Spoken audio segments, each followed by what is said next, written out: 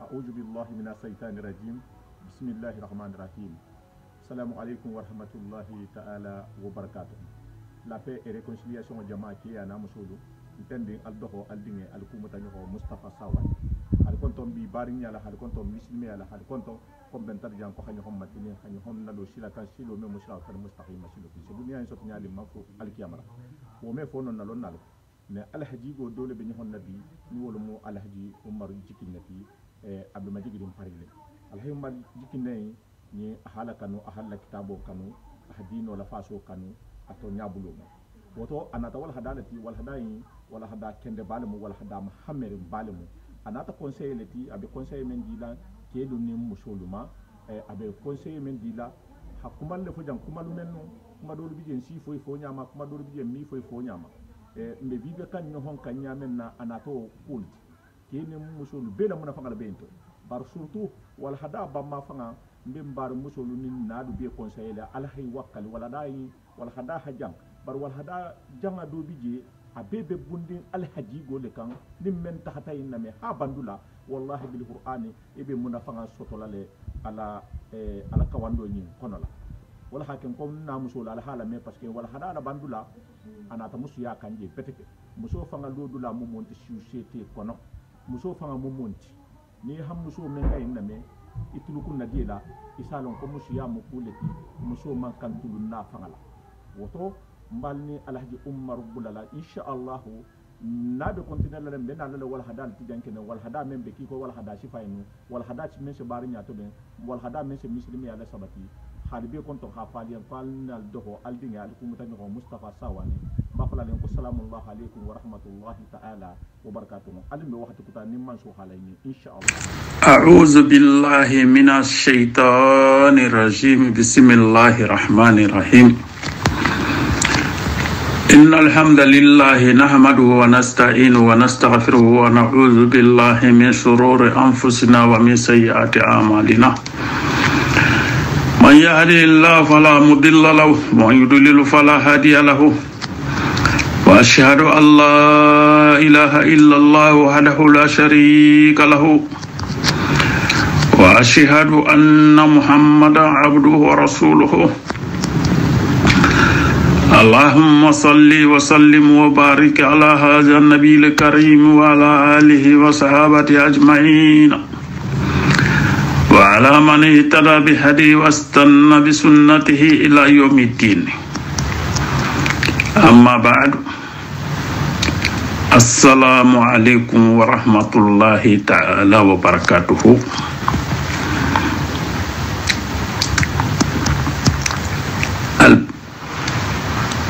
Bari ngoni siginyo nin kanun telu la mere lani malu l'union ke muso dinni ona ke ba responsable lu halu konton uraina be arabalumba la gansara salo kola 17h09 heure Paris. Halu konton naga kilinya la anin kano anin tiginintaya anin siginyoya anin mislimeya nin barinya controla nen wala mu arjanna dingon la controti mba falalu yen ke kafu musmadindin ke ba ko assalamu alaikum wa rahmatullahi wa barakatuhu. Tilinta herato alamun sila herato je fengo nimme fengo alama beke la herati alamun benna sawabama alamun kela sawabu tigoti alamun benna sawabu ma alamun kela sawabu tigoti. اللهم أرنا الحق حقا وارزقنا اتباعه وارنا الباطل باطلا وارزقنا اجتنابه. ماريغو بيترالا خاتونيا إتانا إخان هرجيجي تونيا لا أموتو ninga me kana kafiriya tonyama ikabataro itanna ni walmu faniyati anya ni dianyo ni sentano la baru ni sentano la no anala dabari jagulu iro itanna ikan hardije sobola la kalon afu ko faniya atele se batraya kube wulu ku kuron be fana na mateleti ana baba atele fana sa be wulu wol mu faniyati o faniya wo min joto nya wala mu kafiriyati ala taala ma ani ala taala la hera ko mu mebe atele sem ko samba atari la dum jahannama tadu wo faniya wo min joti ikhan kisi faniya wo ma ikhan hardige sobo la faniya wo la be la nabi o me fololu iko ko faniya manyi iko kafriya manyi ha nabi o mala bangalu hangana blan na kila ba sallallahu alaihi wasallam ku fla pet mursalinolu ikita mimma ala taala ko ga tekilim bagaya khabatu tonya anim faniya ahan ya mari tonya la wala mu hero baruti hera ko be akonga mbam faniya ma ne wala mu fenti khafo ko fen ko tabele je ala taala ko la nkana limaniya soto nkana danganiya soto nkana tamriya soto ngalon ko ala ko la fuinteje fata ala kilingo atele tram ma kiling ala dale fen lu da ko la atele kilim fanamu dale fen lu ni la marankuto lu ni la nemo gamin bedi ma dale fen imam bebe la banna e bebe sagilata ala taala le ma ani soto fen lu be wala mu muslimo ni ga hera soto iratana soto amman foko foni sa ya doron keta de iqa fa inna lillahi wa inna ilayhi raji'un inna lillahi wa inna ilayhi raji'un ko koto mumunti ntolube alale wa inna ntoluman tugo inna lillahi bi ala taala wa inna ilayhi ile nante de wa inna ilayna raji'un nante de parce que nzamele dolula ni ba fola isamele inna lillahi wa inna ilayna raji'un wonte de inna lillahi wa inna ilayhi raji'un ntulumbe ala taala le ilayhi mambe sagilata ala taala le ma wa inna ntulman tugon ilayhi raji'un mambe be sagilata ala taala le ma inna lillahi wa inna ilayhi raji'un ilayna raji'un tede ilayhi raji'un ala kilinamu wala mutonyati wotonya anim faninya marigo ko lankena mayanye akhan ya mar kuflo min fana manna tugo kola komi manyin ko ngotuje komi nganyin ko ngoke komi ngani ko ngoke komi manyi ko nkana woke na kilingo lu berendu no ya data yin kufulo be londin ko kunyi manin kukurun alamu ko ha ala kilimba ya anin gafla ka fo alama marigo gadalo ke fen mo lo so total fen so total dal fa to ni wal mo jinna da damanti dingoti gafla ka fo al talama barman so na la kalanke ya na la kilimba ya wobe wo kunta woto ako ka kunta to sabarta kan alun tul harama dingolu moso soro tarale sana alun tul be wulula moso soro tarle dunya to marigo gadal fennu dale menu mankentul mi adaba dingolti dani adaba dingol la banko kuluka wo be fana ngata altala na la kilimba yale mu afan la fuluqa afan kilimba akola ilaha illa ana kuma kilinnati amam fenda wotumo ala dalu keringo kola ilaha illa anta talifen ol kote ne wala mona biom molti hantulu jinna di hadaba ngoda amalay ko luda imbe son dal tala la kilimba ya ma wala muto nyati ni ta ko bitugun kala kilinnamu ala la kilimba ya wala la lolo folo alon kala kilinnamu ala tala na tane to ala nabiyo moni saybulda ala nabiyo moluda anala kilalu kilalu ki ko ganalo ko ala tala kat kilinnamu ko nga batu to nya batula hakilim bagaya kana flaka fama nim flaka futama o mu fan yalati na fante wala o bi ladi la kunna gwal malamun kislawma asika kana muta kana mira sentani kana nonna afen ka falama alamun sonna me sabati lawka arna al haqqan warzuqna tibahu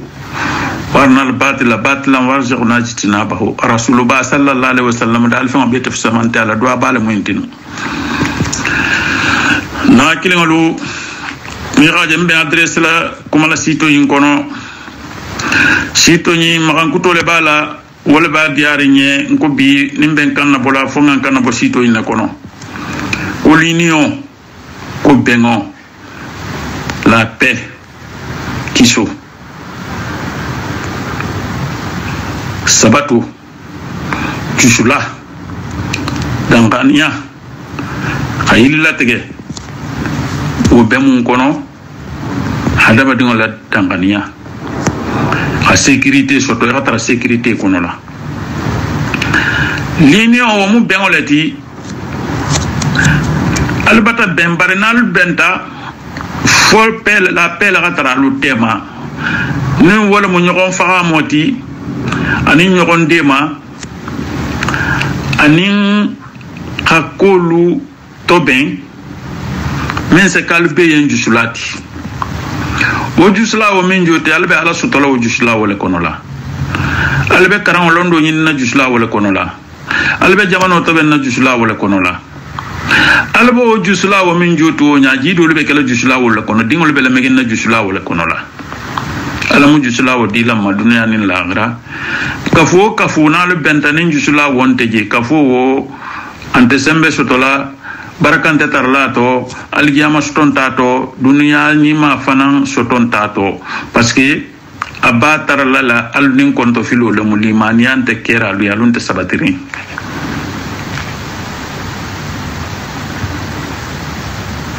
ni khaje marigo khadale ko hajal balad al amin ni wala makkati anim madina ni be madina ijusho be larin ne be sécurité le kono be dankani yarin ne sikanti la mo gonto boyle kan mo gonti to nyagila makka fanam betenne to nyagi folo minu ketaji birin wulu banta sanni marigo be je kala bayatul dingirati al amin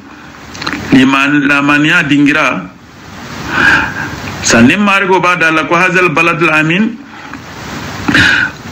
ko menu keta je wul keta la je bar birin marigo fan go dalilu menna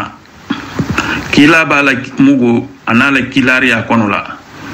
haje ke dugula mani ari ngoti handunya ata wuli ni dunta je batala mania kelanti kan ni mingi to nyagi je to nyago fana alijama kunta be bola sayne non to nyago mimbe je ni ga ke ni ga ko to be ba je la wul ngot fa mu mele بدنا جاو جاو sécurité o min joti nim mantara o kono o sécurité o nim mantara o kono me fu keno sembe me taranna fana nin tarat sécurité fana kono ngaben nga ñokon dima ñokon tobe wala anen ñokon na kiso kisi sentane ma ana fe mo golu marigo na tan ya marmantugo ako ko ngande ala taala la ako itasimu bi hablillahi jami'an wala tafarraqu ako ngande ala taala la julula kana fatan wala mulimaniya inti ala taala kilingama ala kilariya mo gol fason woluma ana la malaikulu ana la kitabu ani aljamalu saya nimbalu halanko saya ko la balo be kerinne atela kanda atela mambe sagila na wulila khan manyinen kan ke barulma hargo gadala alquran kono akola yabul wannakum akhadama dingo anna jarabi ku shamanela akhira ma atanama bar alhaqiqo fa minti ku kunde nim mo sena ke khala soto ta dunya sila dunya ga bela giya mo ga be ko mo ga ben fo ala hala kulu la nya minna na la kila ba riki minna hala kila ki mimma kulbe la nya minna tika kulu la nya to ma ni ko kibe ko boloma e khala la nya kutama e ne bulu den ku tolula inyokan lugarana karanante kering inyokan nafilalante kering inyokan sunnante kering inyokan kawandi bolante kering barmari go natana min dali iqiba wuma moti wala mutonyati mo seta alquran mo mebe basaloto pare na alquran karanne dron alquran o min fama la me alama harjige wala woku nadia min be alquran o kono abato to nyaaje bari alama harjigente hari wasatara te fan salu kono le alquran o mume ba ga 40 ndoron ko ala ko tenete mambarala wonte mo na fala fuila mante ebulisa me kunna gwanu ebulisa me kunna gwanu wolon na si amanu fanan tambital bal hamlu tambitale wolu ilontale igalondo soto bari wolondo min li ga soto amanke londiti misi la kisino alamun kisla wolondi sifama tonya fana tonya wo tonya nimba mela nimba fola ou bien nimba jela almon gardige la parce que c'est que le tonya do fola ti sai be tonya fola mo golem bari te fan hartigen tato ibe min fola mo gole nyinga ne kunyi ma be golonne ba ni te fan ta barakela ou bien marigo ga yamaru kala nyamin kila na tata nyamin sallallahu alaihi wasallam imam tawnya antina fala fila ala taala dunga dali akata ala na gala ko lula nyami anala kila ko ha tuoma etike kana ita ku kutanati kiba bolo oma ni ko ke wata ke filuti mo sena londi soto dunia into mari kitala minga na lo atel londo be santo anata nanda fana kan nafsa nyonti hada madingolu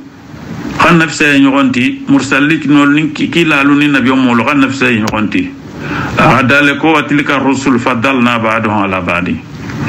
altala kan nafsa nyonti la kusiya manna umari ko la fonni sira fanlati na kilingalu mari go nata dalin ya alquran kono ako ittaqullaha alusilan ala taala nya haqqa tuqatihi wa la tamutuna illa wa antum muslimuna akalo gasina ala taala nya islam fa al haqiqo fa kenya ma kana kenya fulan kafiya al taala nya islam ti kon insanta al taala man islam taala nya bari al taala ya mar min to kila mari go nata mundali ako ittaqu fitina kene musulu o bembele la nyinde ako ittaqu fitina akalu silam fitinonya alu silam fitinonya fitino mumunti men sena wali nyoyati ndamma tema kambla nyokonna ngan kuntu nyokonna ngan sobo nyokonna ngan sondamelu kodu nyokonna na baro lo ka fatan na bengo lumbulo lo ka fatan nsingo lo ka fatan ntulu lo ka fatan nsondamelu ka fatan ibuli saka wul be kodu nyokonna ijago itabe min keri jago tibi Rasul sallallahu alaihi wasallam akomo goni ma ya minni jago ya rashodu mogola minni kuntuila ita hakilo shantane bata dungi hakilo domo hikal bahimoti ita be mogo min kondini mo to nya fo wala to nya mu ite emfani nyaleti hari te fangalon ko to nya lente to nya o mutala rasulullah duwa nyimbe ko mala en kambi allahumma arna al-haqqa haqqan warzuqna ittiba'ahu warna al-batila batilan warzuqna ijtinabahu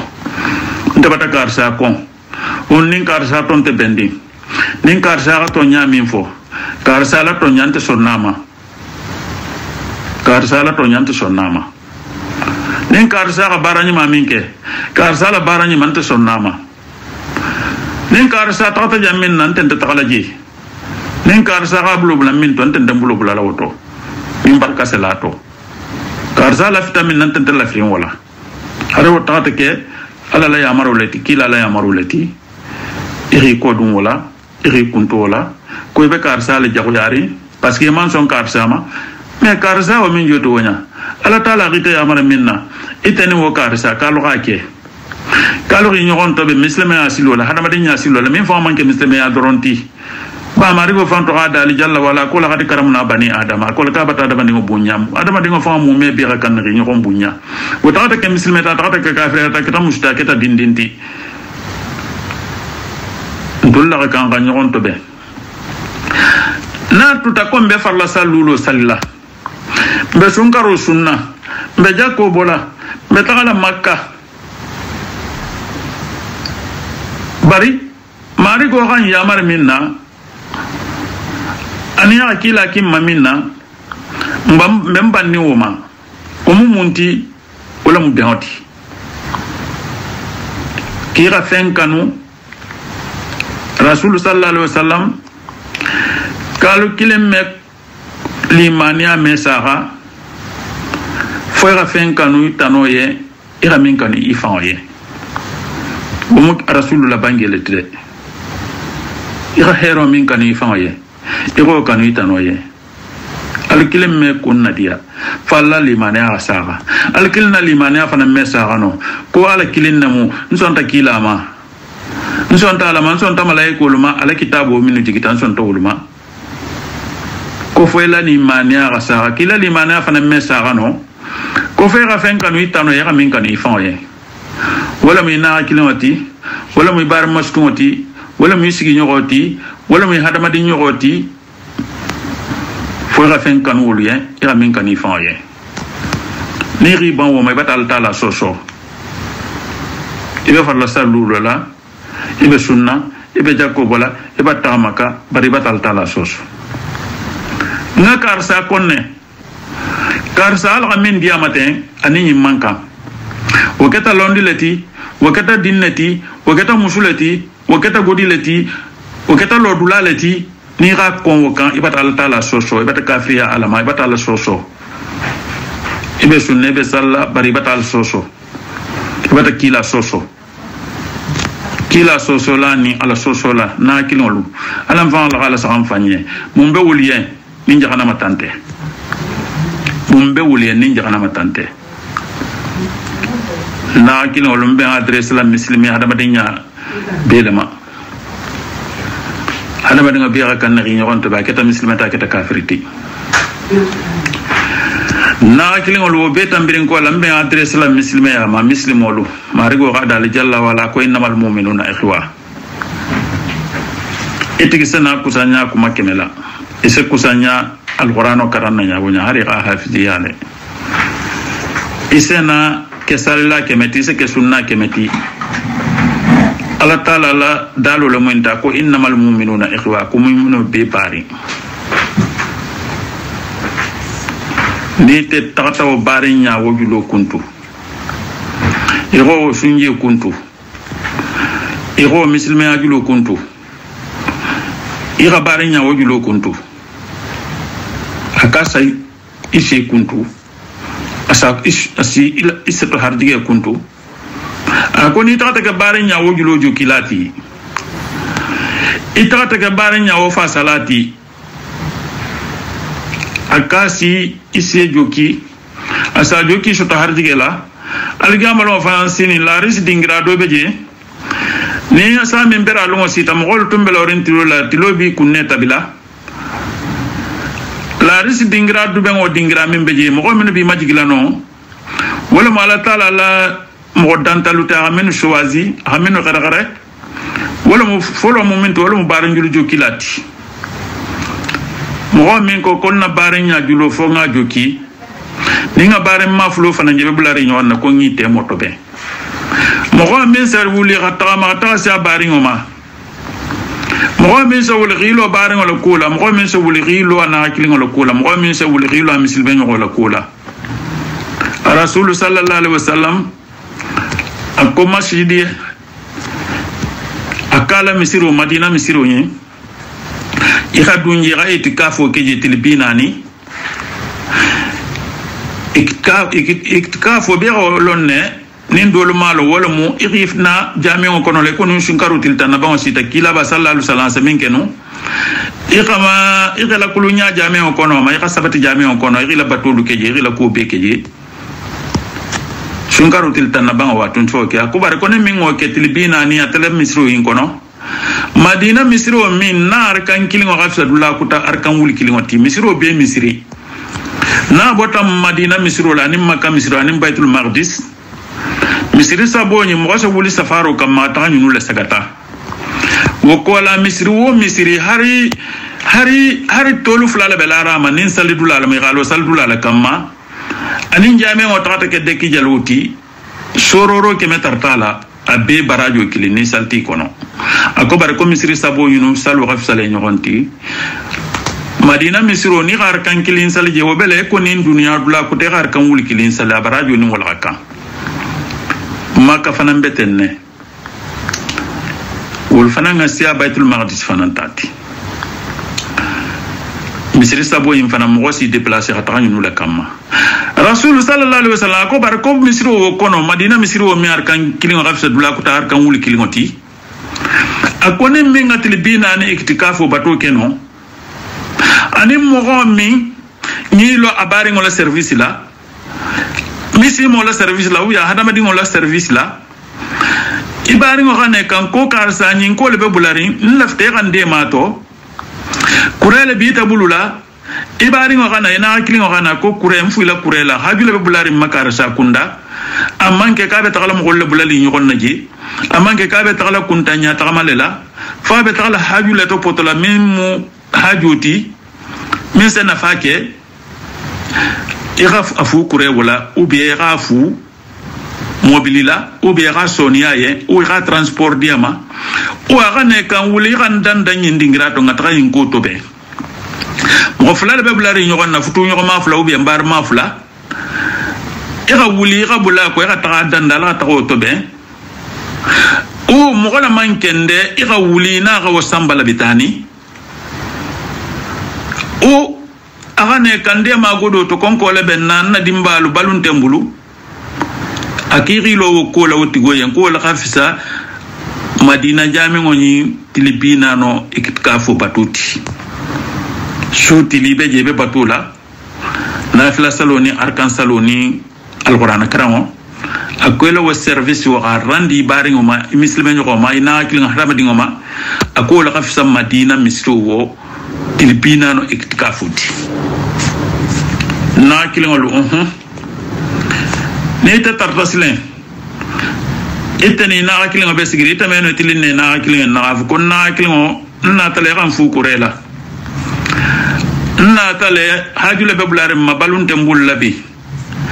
na tale kontoflo ene benna jangarto be mbulla mankende barba songonte keri na kilingo na tale ko nyine be karsa nin karsa te mangata ngata ite moto be iko ngamin tarana janga ke balula na kilingon na tale ikandema konto filo inne banna mbala la nyaadi aseno benne nyaminna nim bente je o mekeno dal bi ñokon kondi o mekeno barke masiboti albata ala soso albata kila soso alla sunnin salu farla salu alla sungo alla jakabo alla alquran karamo wo balna falamunna alla soso ko lawo mari godu ako ngaslan ala taala nya ako al arham ngaslan wulu nyoko ya julunya barenya doya dulante je barenya doya dulante je barenya munafa barenya nafantante je barenya kurunya dulante je barenya ketanya wonya barenya lemu marigo la qadala ko innamal mu'minuna ikhwa ako fasilu bayna akhawaykum alquranu ayu la moti marigo la dalu nengo betu je na kilolu nga kenyo konto sulati nyoma fitino bulata jawo jam hada badingolu tema misleme fulu tema itenna kilingo kema musuma ite minketa fitino tala mana lati ite minketa fitino tala mana lati imanka tala salati ite hakari fanna sagal tala me tubo nyini ala tala la sanguli kilin ni nata rego balo stole dunta na la stola inte sanke mo le fa jaatu sulla ne ro stol tala bati hartike ameta lu wondi fueri la inti bulla magala inti sinna magala rasul sallallahu alaihi wasallam nim min kata wasabo leti itati na akilo de ma fitina lela fitino intrata mo toro ahayele la bo ou bien ni botato ou bien mogolu toro tato minu ka kan rinyo hajo jarato e manyo hajo jarano bare malu kunti nyonna sigi nyoko malu kunti nyonna na akile malu kunti nyonna sunje lu ga yenge na akile o maslanta ite kita wasaboti itra de marke oto har santimu kilinela ika de marke oto har santimu kilinela fo santimu ika de maro minkato fo fitino wasala sanya minna o santimu wo gafsa ila dunia miliari to beti barna kila oni ga santimu ndine blato ka ta hamana o be keta de mar lati ha fitino la wuli iko ke godile la ika ke koma kanneto ika ke materiel la itte batake hadama dingu kunna goti ni alami de ma hari ko mo fente bolato fanni hadama dingu bani toroto ibaju sukaso to marigo la indala ko ittaqu fitina la tusibanan lazina zalamu minkum qassa akalu islam fitino nyante dan na mogolma minu dronga la maka wa al yatimo nin kilondingo nin miskino lim muso furja muso men be sate kono la anim bare nyi malu kanunte nyi malu min la bare nya julol be kuntu la khasobo nyi konna itte batako fitino saboti iko mo fente bolato ni ala midema al jamal mo fana ala sikuna gwa wala mu fitino na bolata be min fole khalo be min kele khalon ikana ke tonya folati kitel mu tonya folati ga fitino ke khabar malu kunti nyi konna ika kuma ika bar mal kunti nyokonna ga sigi nyokoma mal kunti nyokonna kanunte mal kunti nyokonna ika hada ma dinglu kodi nyokonna muslime kafiri ala taala ma ya maro kala kila ma ya maro kala marigo fanga dali alqur'ano kono kula ya sar qawmi an qawmi hada ma dingo mankan c'était groupement kan khajele groupement khayite la gafu ko groupe nyimmin jenti babi firingo bite ke fana manka ngajele ke ma musuman kan ngajele musuma musukarisa bayte ke be firindimbi abe 1000 euros du nebulu abe ibul kilin du nebulu dépensi do nyimbe jake 10 euros o weda stande du na musubulu abetagala makitito ifana betagala makitito ki tagajele woma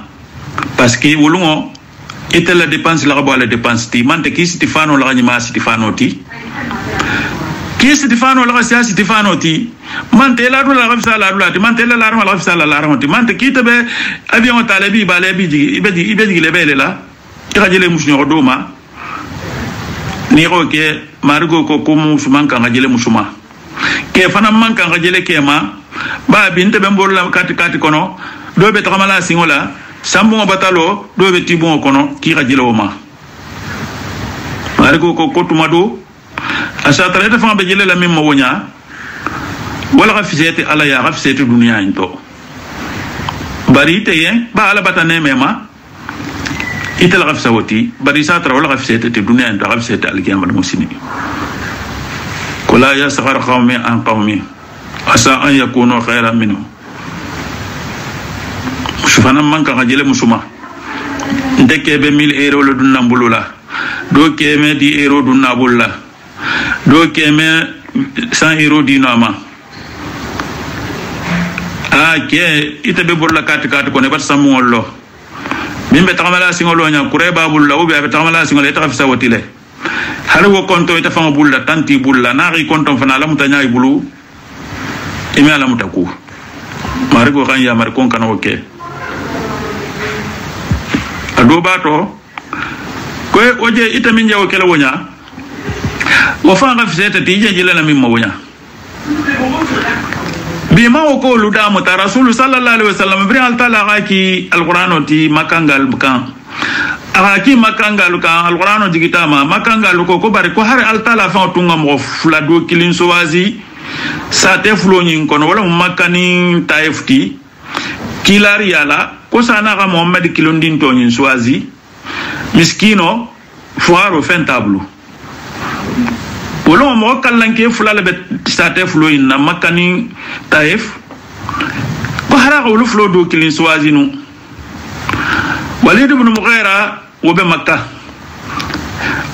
iba falama ko rayhanu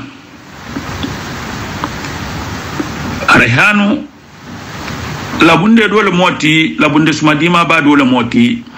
harbi ten ni tata makka parfum firi dulalu to sa mesure kabandi ngole may meta kabama gaga abe kababa le kono la ni lafta rayhan la isa mesure bulu kabandi kono la lafta min kasabole rosa iba fala walid ibn mughira ma ko rayhan quraish rayhan iba fala arwat ibn masud mataif saqifi wa fanamuno la sari balati ko wolu fulo do kilin non ko halita al taala fa alquran la digi wolu fulo do kilin namanu ko sana bal digla muhammadu kilondin toma miskino par wolu mo fola al malo ngaf ko muhammad sallallahu alaihi wasallam haratundo sama to gafisa walid ibn mughira fa na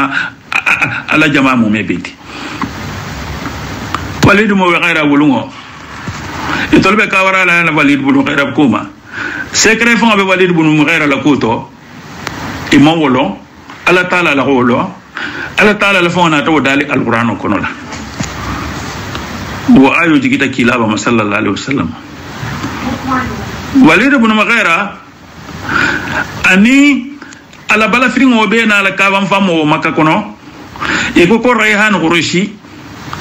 ha rasulullah mawlo inatana kuma fama o kuma walid ibn mughira ako ko wolungo kumo komiso wajabo diamano ko fana ko mamadou nala mo golbata me ko kurungo folama ha ko barki bata kuma fama kawo ante mo mani nin kala wala fana walid ibn mughira tata na la mani nin kawama pin fotala ko tana ga to nyandi walid ibn mughira mala fanya wulon abal halamin to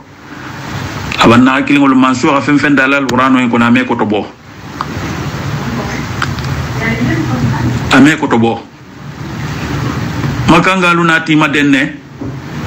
ka fengo mo nono be insanu la ningodi la nimma kamansi ale ka be proposer kila bayen na sonta akha ala kilimba ya ko intuje etologila ala siyama lo batule min godi min sanu min kuru min shukuru min sisekili ko be kala ala luti ko lo kilingo metul hajo jara fo rasulullah ala kilingo ni wasana tul hajo jara maka kafirul ko be fula rasul ba sallallahu alaihi wasallam rasul sallallahu alaihi wasallam adinya to be kan maka quraish ngolu ka jago ya abota min fanto abari ngolu abaja halulu ika jago ya bari abe kuntato akhila toro fana ko to kono amam bo makka fo mari go to aya mari ka bo makka bara fota en nenu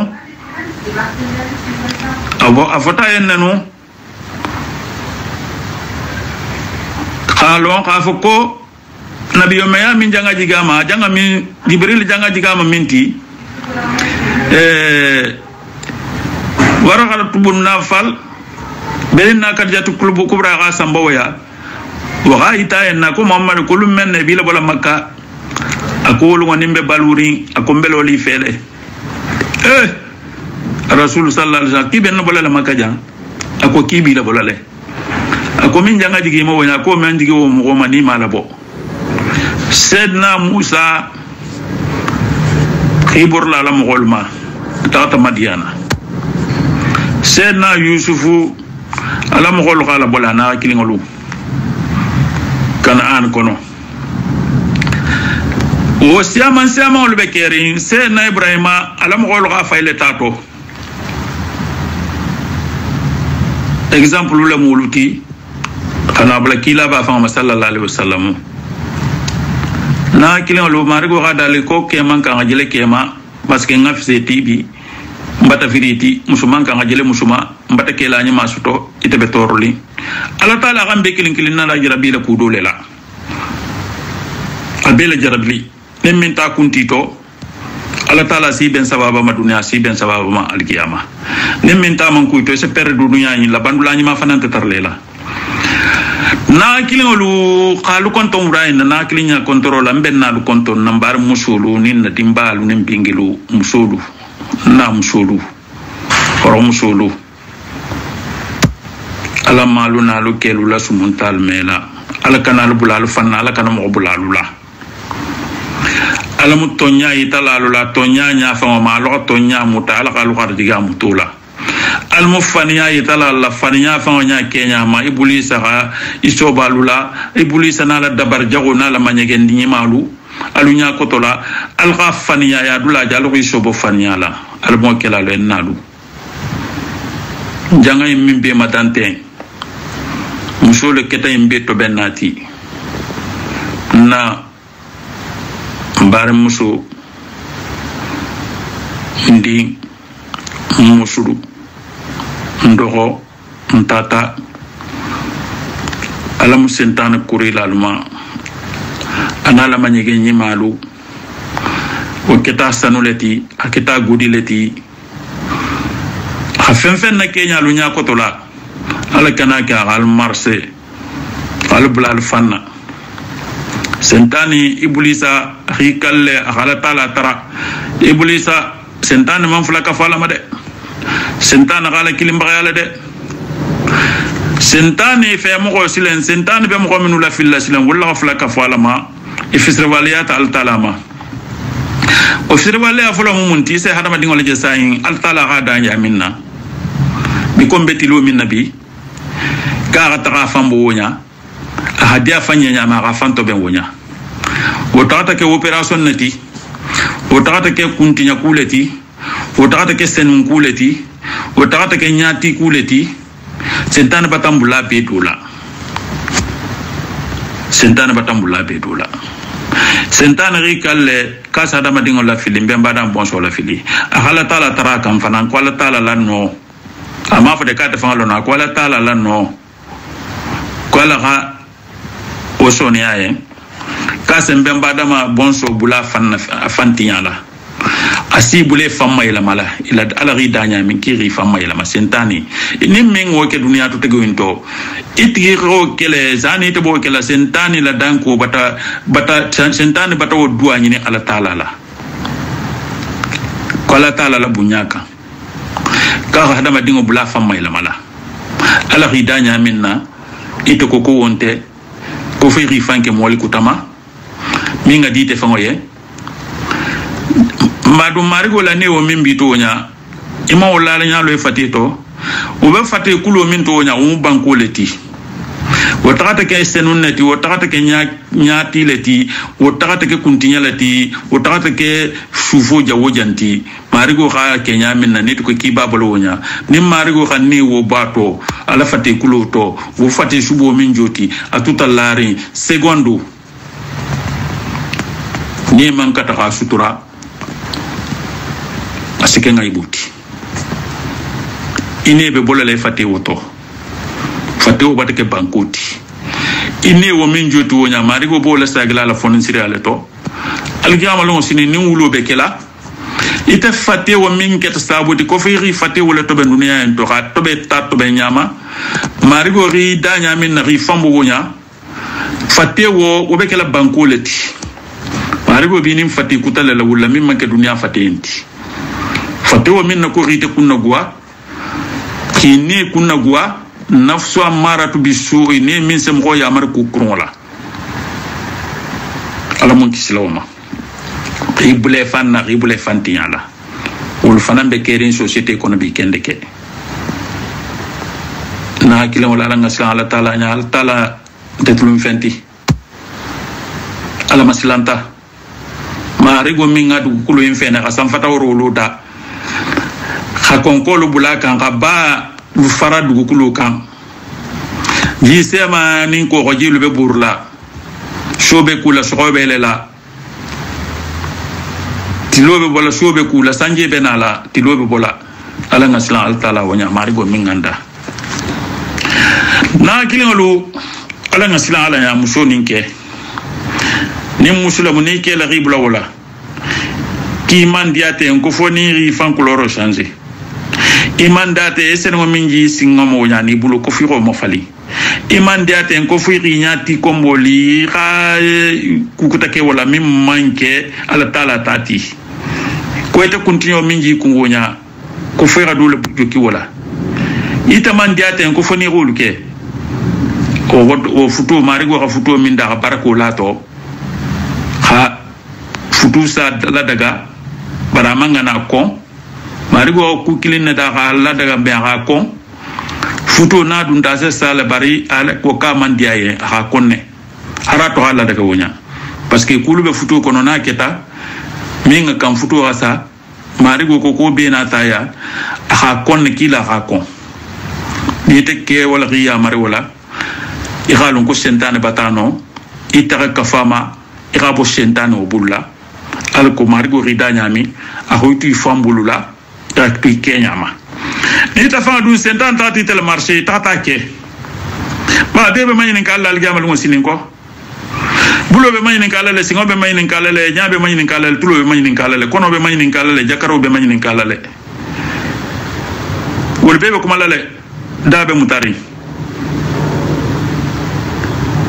ni wol be ri tafo e ma sudo fo ala ye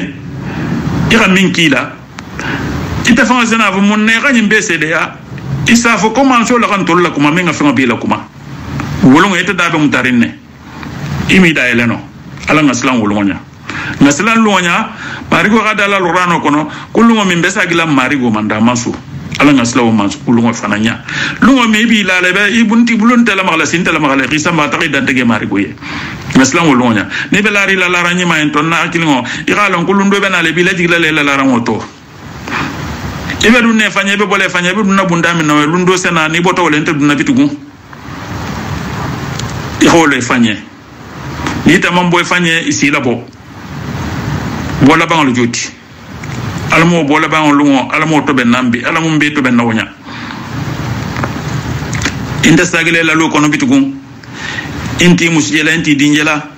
ila droginti tati ila samatanti tati ila godinti tati foyra min loya ibarata minna alamun lola ko nyima kela alamun kisla ko kurun kem bare na kilo lo kene muso birin ala dunya dalu menna nyima nin kurun akela nyima nun kurun jama ngadi mo goye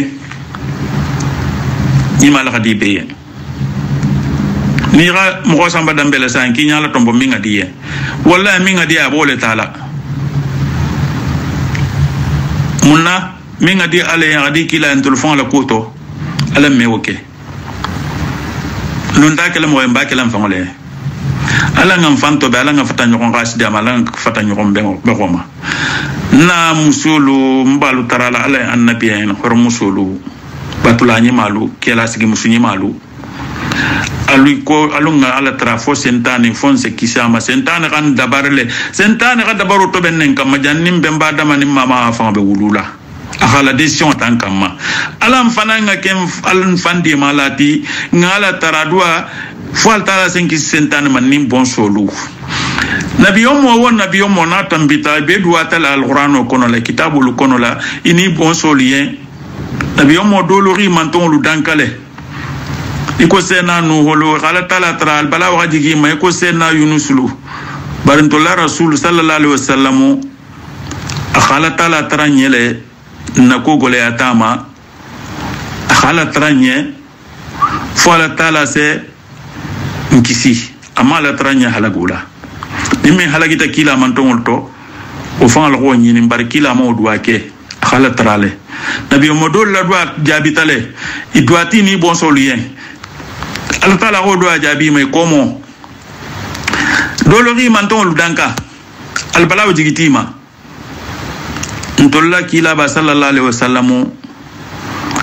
al Ta'ala ga amanton la ko gole ama jal Ta'ala tantola munalun tol fana be dingo minu sotola ndingol la ko me gole ama nin tol man fanto be ndingol be to be nyadi na ke muso dini onin keba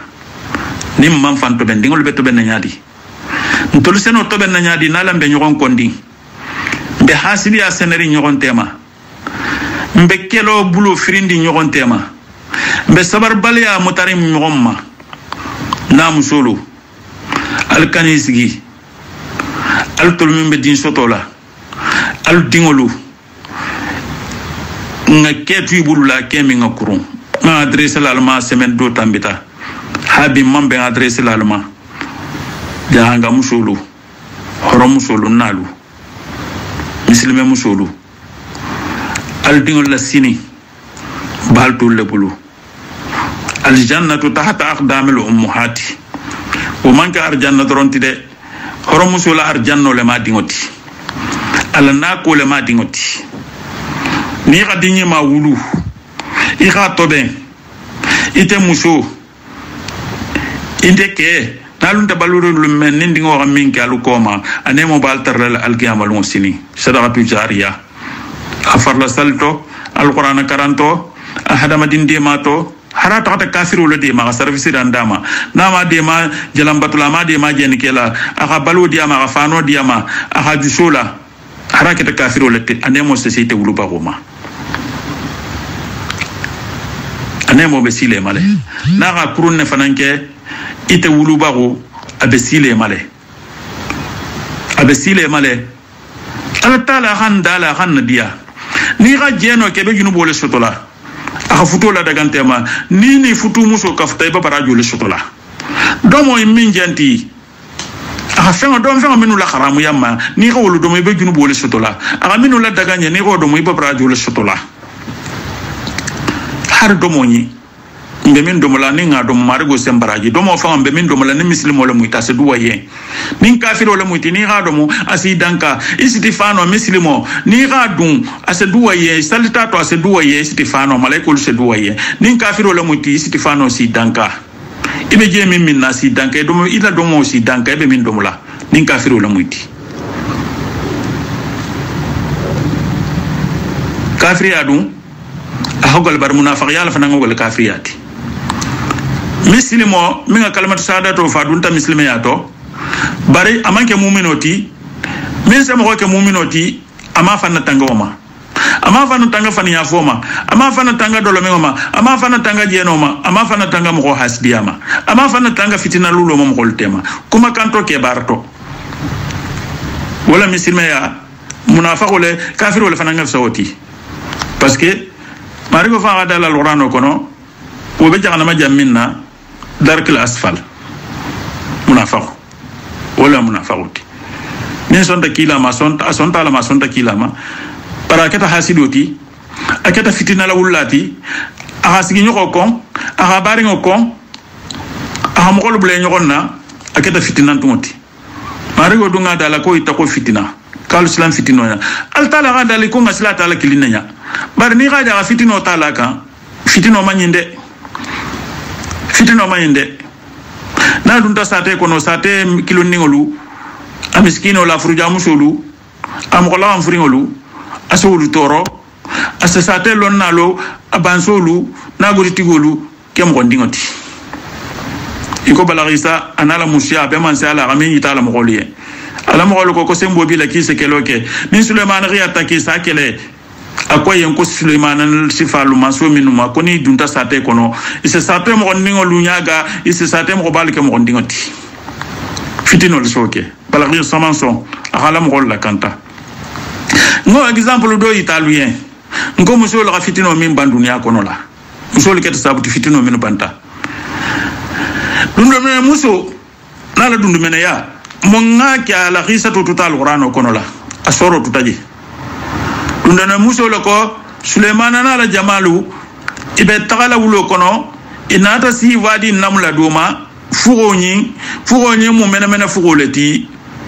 biri sita fugonyi ma dundu mena muso dole bota akala mogoli ya kalu tolu dundu meno lo akalu dalula dinkolu la Suleiman nala mogolu kanana luto sagin ikanana lo monyongo imalo mfango ki batilo fenka dundu mena muso inna konoto dia alamu jamala ko amola tarwala atafama mi bore adun din ko le dakili akala jamalo en ko dogolo masakin kun la yatimanna kun Suleiman wa junudan hum la yashuruna bikum akalu dalla din ko lula dundu mena lu Suleiman na la mogolu kanna lu monyongo imma so balu la fa rafa ki reilo fenuka dundu mena be dunte din ko la biren Suleiman ko me jama me Suleiman munyata amari go tantu dundu mena musundi ngani namla tulemu wala mo aketa dundu mena musuti ma fo namal kol kon namla dundu mena musu amusuma de wala dundu mena be la subi ko Suleiman al jama benari ki gadu din kolla Suleiman al jama kanane monyongo imalo afoki batam gol monyongo Suleiman la o me Suleiman ala tala tanto ri fama diga mari go ya al tala tanto atanto dia mari go ma e dundu mena muso la ko ke anala dundu mena ya habi wala ko be alquran kono nalu fanan katata bembalia min dingo min bentulu lajja nga kunda bi hakili lamiro ni sikantunya min ben na janga kunda na musul alga kafu keluma alga kata alga baske o kunya la nga nyogonde ma woto ni ngodi be men bulu ni min bi la godi bara la woto ila godo la bara woto ni bi hakilu la bara la ila hakilu la bara woto ni bi la londo la bara la ila londo la bara to ni be kuma la folate ha kuma kanyima fato ikana kuma kan fato min se do blessé min se do toro ado dogoya ikana woke ira kuma hakilo nyala min be kuto ben naji keta mustira ke way folati ira ke mogolu nya sumalati ira ke mogolu de malati amanda mutantulu la sentani ga fitina si amanu la wulle dunya yinto bar way la gaba ngon fagamo hakilo ke hakilo nyala antana kilo ke hakilo ko Allahumma arna al-haqqa haqqan warzuqna tibahu warna al-batila batilan warzuqna jitnabahu mari go tonya itan na tonya fa kenya ma ikan gardige bulola ko ika faninya itan faninya kenya ma ikan gardige sobola la ni wol mu batra yati faninya tela batra be wulu faninya munti nyogon tonya go nyogon kongo nyogon hasidi a riso bo nyogon na umanya alamun kisloma mo ni laftari wala rolon falo gaben iri siginyo hakko diama iri na akilon hakko dama iri barno hakko dama iri muslimen yo hakko dama ya dama de nyoko hakko dama ya dan tan fangolo hakko dima na akilon lu alamun kelawoti na musulu dingo man soto aluko dingo se soto baba ko barame soto na ko karsa dingo wulutal karsa lam so bata jidi abe franci abe dakaru abe senegal ala fa bar karsa musubata wulu ala fa no karsa dingo me wulu anako nala se dingo wulu nala se dingo susu nala se dingo kono maduni alun de man nalu ala ya naben fitino en bularin way ala galu sunjelu mutala ga salje mutala ga duwa ala taala ga tar musole le duwa jabila musole mu hinnantu ngoti musole be singiro la musole bi majani la musole be dimbala balula musole la baranya julo hinno gabun musole skin kini nyoma muso ni gaja musu kili mu ke kili wala sede amu musu fulal sede alati muso mu hinnantu walati aseno sede akela san hinno ma barke me o keno wala mu ko ke kili ni musu fulabe sede ala woni ke kili wala sede ala ka kili muso alula hinnante ala na tota alla tilimbali ante de muso sena doko fa sala san doko le mun tare nga fanya fala ko aka kisi bari ni musu fulala mutuma do be me bengato wala mu ko musu fula ke kilin na sede ala moti Allah hinnante ala ko sabe Allah tilimbali yante de muso le bi majan la kurila arjanna horo muso lu samila Allah majani no wolma e ko tatouage min be borun duniya to fanna filila lube min la le famma sainte ibe ulbe kenyi jagurinne ulbe sentani tale la le famma arjanna horo muso lu be mela la minu mambo duniya to ala ga minu la mara dari to arjanna kono alu tolbe tagala minu tarlaji ala mun tolu kelo hardigela wul siyama wala analu tulu bari atul lebla bata musya be wul fananta kan wul fanansa mila alu tulu la bulu albi jano min kala kuri la wonya tano min balu bulu kan lu mo wonya atum be kela ya maro albi barmo min kala wonya wul se mila wala ma arjanna muso wulu se mila lu ma wala al tol la fanana bata musya be wul kan parce que altol la bota dunia ento alri ma jana lu keluye nim bata musa ba arjanna kono atol min sunta alors alu kella ya marolu muta alors farla salulo sali alga alla fane bulo muta ala tala ko kwar janna bunda wala al signala tombato jawo jangal de albe dunna wala kila fa la bangila sallallahu alaihi wasallam na kilma musulu na lumbar musulu herabal motale al jannatu tahta aqdamil ummahati al janna balu tundo ko tolale al wulalu ghilo al kana son hajide anyinje kelala de fitino min be janga dingo damma tema al kana son taha manala de al kana je kala de alu dingolu nga dingo min soto alam be dingo lemu bari ni galu kemela bobi ibe muskoto na dingol le tarlaji isa tarlu tawni isa kemo kilin taraji baramansiya jirawo girabe mutarinte sannin ke ga futu dobe jabata sambi sabasoto isa tra muso santanin sagi ni wol fututa ya dingo soto muso sanjibi woro abatra ke bata sanjibi kono to soto nagero fanante kilinti maganya lunde kilinti min se kuntolbe min gero min kila asia habin na kilingol falqo lelon atol lebe na la kala bundala tula talu nindingol la avenir manto ben nga fitino tu ko hasidi atun ko aduna alfalu man ala tarawala na alfa minu tambita ila barinya tobe ga futu nyoko ya tobe ga sigi nyoko to die nyoko mbulle ga dua fananke barakula tato nin to loga wosolu so bi kon to lutano nyata no baringo nyata no sigi nyoko nyata no na hakilingo est ce que alun to bata ala soso mbatam na alfa lu soso alfa wala dua betar la len to fe harambe fi dawo min kele yenta intaku parce que man sadaqatu jariya man ke sadaqatu jariya tiye ko sadaqatu jariya mu dingo le ko timi nga baranyi make awulu ba ko koma baranyi ma wota sima bar min na ko tata ke fitinoti nyogon kelo ani nyogon kongo to nyaka ani faniya ka faniya la lo khiba mu faniya ko to ato nyatuje jonta mo bulla hadama do hadaba dina ke ta fitino lati jonti bulla alflo kilin hari ba fala men kitale jobato do yin jonta to albe kasara mo mo bale kala tine mo ti fona albe dinyata alko ko mbata dinya ngay ko dabla ngabe ira joti gola jodi ama tati sigi benta lutema wala joba na fala munna o bele ko ni ga ketu gete ga dum mo bul safarin tama abe mun karna auto ante fi karanna woto rien du tout bengo le sena hera ko beti alamu bengo dun nan tema barina lu mbata lu tarale musulu ala kata mafo nkala da skilindi ma nkalenne nkala kata way kuma kandima sabaru riñokon ya marala njanga mene musu ndingal la ko fote mene musu minga mene obela kisi marigo ga jansa munna wala nyimake akhala ko la alquran kono sayna sulaiman tambita nabiy mu'min be tambita marigo khala ko nati hanna rasulullah sallallahu alaihi wasallam aga mene ndinga mene musula risato la dum alquran kono akhala jigin nakila ba makala longala na kilolu alangam fanto ben to bendo bela mo sena afrique ikhalala kolumbena la sila foi avocat sante kerembi alul na la bembalya obe na lu be nim minte kere lu men na do samba jam men di fanan samba la jile na lu man ben sate ko na lu sita ben sate ko kan ba gabru shoken ni ga min samba non do te wuli la ga ko inte la jam parce que ben tentema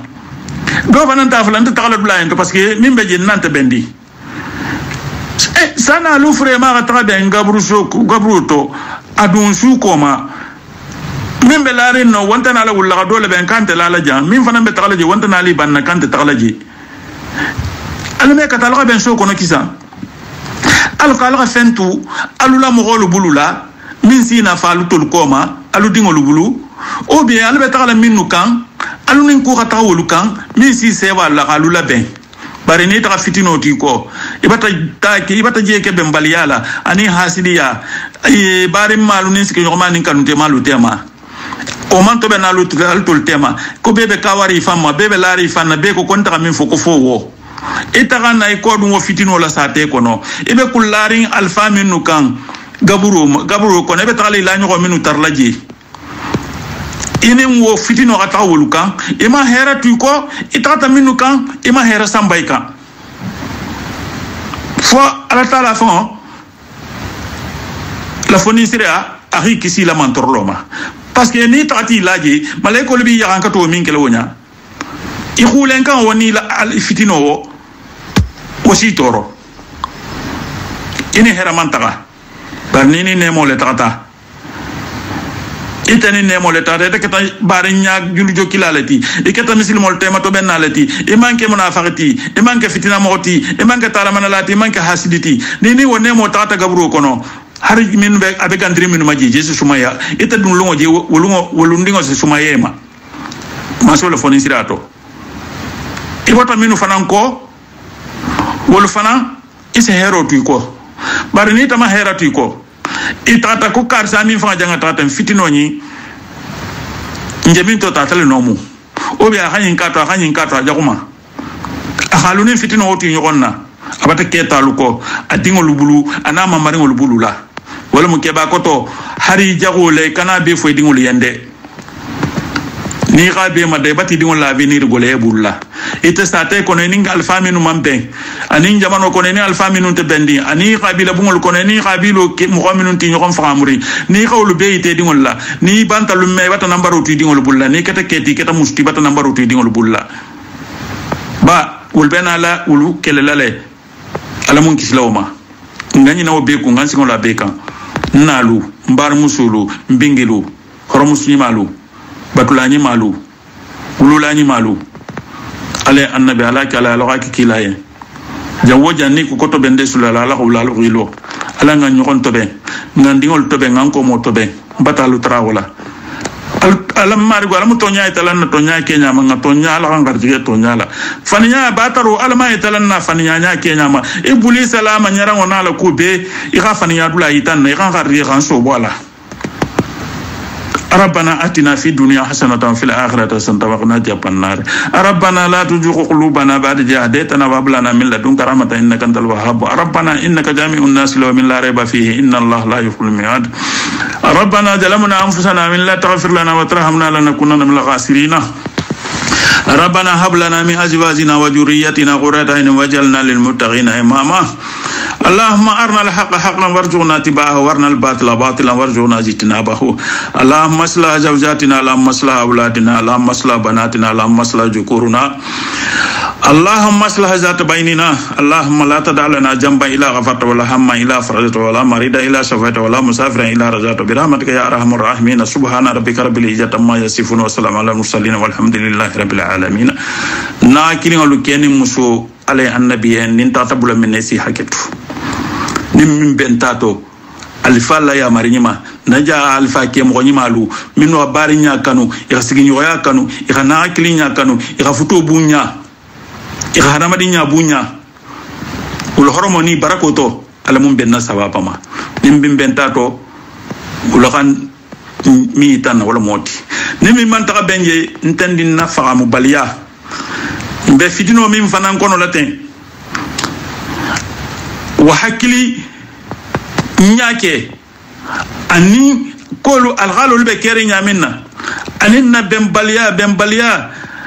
kinikino anaju sufaru isatra walamu alamun be hakilo masigla ke ka fu musuma alamun le mania dilam bema alamun be tar la sécurité kono ala taala la sécurité kono la man so la sécurité kono bar hunna akilolu ala ngala ngafu ko kundinga tabe banalde ko bebe banalde falta la fonisrea sani rita ri samba su koma eni mo mi mambe sa te kono rata lula nyon da fe kata algaben su kono sana albesi la su koma na kilolu sani vita la loma kata rita su koma kata kutu su koma memo bengoti memo nyon to bengoti e kana kutu koma su koma eni mo da bete geri nyon na ibe position tare mo kamma kilo kamma eni mo be kunturi nyon na akati sigi nyon ta akati na kilin nati na kilin lu kana son wala jango alam be na kilin fa kilin tande minje kuma la yente fen tan na mele tan keni musunni min te wuluri na bebe wuluri ne wala mun te kuma la sate tola nte kuma la khabila tola nte kuma la konton tola nkolen ko jahango be janga ya manke siyati jango keta dajigo leti janga keta dajigo leti nal fa folo dajigo ntolu dindi manni sima fi ngomene besigiri mbe example do itala Allah alisi hake to kuma bata kunto janya fa kunto janya le parce que jaga bele tamu inti yanin jaga na la dengo bele tamu kumo inti ale annabi ni min fanan tata ma soto isabula sito kono sito o siti ale moniti gabla je ale muy barajula min ngabu na kilolu saten toluni sima fi ngomini besigirin tolu dindi ma ngado to mo be santani ko kulleto ntakatale saten dingo do la lundo saten yin janga dingo beje wulungo bar jango ni sikutale la musumu baraga futu khabilu o min to wulman ke jangati bar janga dingo ni batana no abe basanni ila dingo dula ntolbe no ni be sumunna e konya ntol dingo lu ko ni jango ko jango le muntiki ko la dingo groupe men jande ko janga kilimbato ko ni se dingo ni choisi no ngambulo la jomu jango tito o ketala ntola ngadini on la sa ngadini on la sa manso man fana na maluko ngadini ngomi mbulo lo dini ngomi na ngoye ne mu jango ti ndum malo mandi ni ngolulo milo mfango ngoye ne mu jango ti iperi nyalo nyoronto ikawa kuyata ikanna sa meta diri iko kalto ko ne mu jangoti kiyo kal galo nyaadi ko ne mu jangoti ngadini omuta dinni ndolu tema ngoye ne mu jangoti wallahi wala keta jangoti altala man na jarabi iko en kombe mi ifan ko fanya kombe mi fula la jangul la ko to kala bataje ko jango haraka janga nyoko la drogole je asalon ko jango le munti o keta len tulu yendi ndimma wala munje nyasi falale xalo xaf ko jango bi na kilim fa kili janga ya yin fana mumiti daji gol mu ngole ke tandi silu ketala jango ti minu nda janga ti janga ya hormona barkoto wala mu jango leti daji go kamma jango do batala janga ya to wal fanga bi janga to kontila wal fana ketale janga ya mu daji go leti nala mbe janga fasala mbe daji gole fasala ntafula to jangole mun ti janga betan janga no ko parce que tabata janga drogo ble kanna ko janga la fisa ko beti mun ga janga la fisa daji go wala janga la de habi na kilin inion ke muso dini ngani ke ba ni aje en ko mo nyin ke siti yin kono mo le be siti yin kono la suku ba nin so lo min dala yelo mu kala nga ben abela tarala ben olela abe kuma la ben olela ni wal mu Cheikh Moustapha Ti wala mu nga choisi sito belen fana bulla isa fami ko jannatul firdaus mo bi yirga kemiriga konti la ba kono par ni ga nga sito en choisi ko fo nga kuma info sito en kono ngala wuli wala kanunte ya wa be kuma min folo wakano kama ani hero membu kuma to kala nga ben tibabol ni le tibawa ko l'union fait la force habi na kilin wala kuma bata kunto jonal si haketu nya ntendi nemu alondin tembulu nin tatabula minna isi haketu nya keni muso Umar jikinna lemu prim pari mba fala len ko assalamu alaikum wa rahmatullahi ta'ala wa barakatuh hada wassalam. الشيطان الرجيم بسم الله الرحمن الرحيم الحمد لله رب العالمين الحمد لله رب العالمين الحمد لله رب العالمين la paix jama ke ana musulu hafalen kala barka atel men jana na ustadi bay neme jikinne ha wala hada bandula ngay na faliya dam to lan ko na la halame ha bandula alinte ni misala parce que conseil le ha wala hada men di bi sina mu na fa sotato ni ngala bara nyama surtout na musul musuya mukulati wala bale be musula ni muso mengi hakiltu afan akmata dajigo ka dajigo mo ku kende balati ni mo menga dajigo la tahama nyama automat wala hadayin nga bula jam wala alin salame ahla sagi halame hatula la mela hasagi sagama ha kafunyo holu ni ku montagne holu to su ala mela ala ko nse ke ñoxon ñe hero ti ñamenna ha buludun ñoxon bulo hola sabati ha teben kam ben la sabati abela wudi lawlama insha Allah ngalon batal lahidina ni nga wala hadal to ko mejamme ninna karamo holu ni ala sontani ala hala yini mansula fo ni se hajato kende adimma be continue na la wala hadalu ti jam wala hada men se muslime adima asibarinya la sabati insha Allah ha falen kanin na ustad bay na tramini honna alaji Umar jikinne waxtu ntendina mo annal doxo aldinga alikum tani ho Mustafa Sawane inshallah mba fala len ko be waxati kuta ante janyala inshallah wala dal bi janga kam men dilal ma waxtu be barba mbani mbaro menna wala ello benna bar inshallah be qatalale alako wala hada akana fama jamma wala hada alhaji ko nyino hajama be konto mbari nyala hal konto muslimi ala hafalen ko salamullahi alaikum wa rahmatullahi ta'ala wa barakatuh.